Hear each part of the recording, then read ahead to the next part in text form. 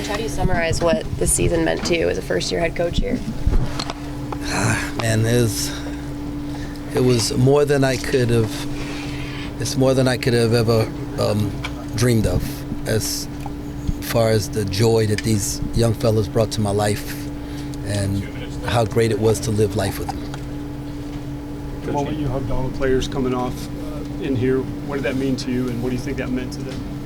Well, more importantly, I wanted them. Hold on one second. Like I was there because I wanted them to know that we were not going to hang our heads in this. Like, this is more of a life lesson than anything else.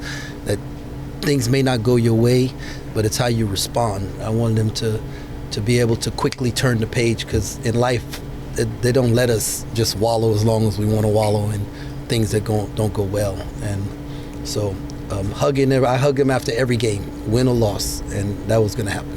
You want them to take lessons away, but for them to be able to apply that, how rewarding is that to you? No, it's one. They've responded all year long to everything that we've asked of them. And they're terrific young men. They're going to accomplish so many great things moving forward that I'm just very proud of them. Coach, what was the difference in the game, you think? Well, they out-rebounded us. They pounded us on the glass, okay? And then our All-American played 18 minutes. I mean, they did really good job playing defense on them. It seemed like every time you guys either had a run or stopped their run, the 50-50 balls went their way, especially on free throws. It's so tough to overcome. Yeah, no, they were tough. They were the tougher team today. Okay, there's no no sugarcoating that, right? The game came down to some of those 50-50 ball plays, and those guys came up with it. I'd tell you, they remind me a lot of the team we had at Baylor that won the national championship. Tough guards who could make plays, and big fellas who do their job, and their togetherness. They're really, really connected. Coach, how do you want Marquise Noel and Keontae Johnson to be remembered among Kansas State fans? Well, I think both of their numbers should go in the rafters at some point in time.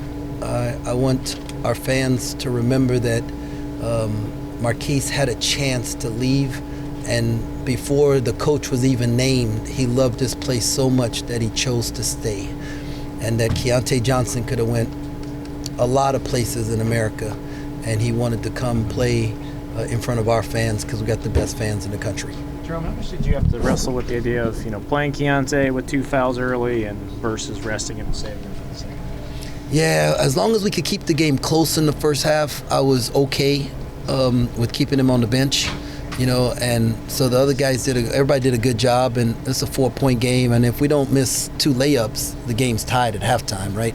And so I was okay. I just didn't want to be hamstrung in the second half if he had 3, and unfortunately, he got 3 and 4.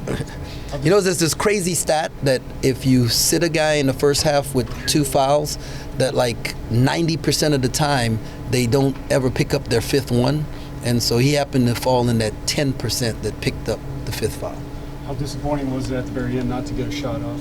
Yeah, it was. It was disappointing. I didn't do a very good job, and I'm more disappointed in me that I didn't do a better job of giving our guys more to help them.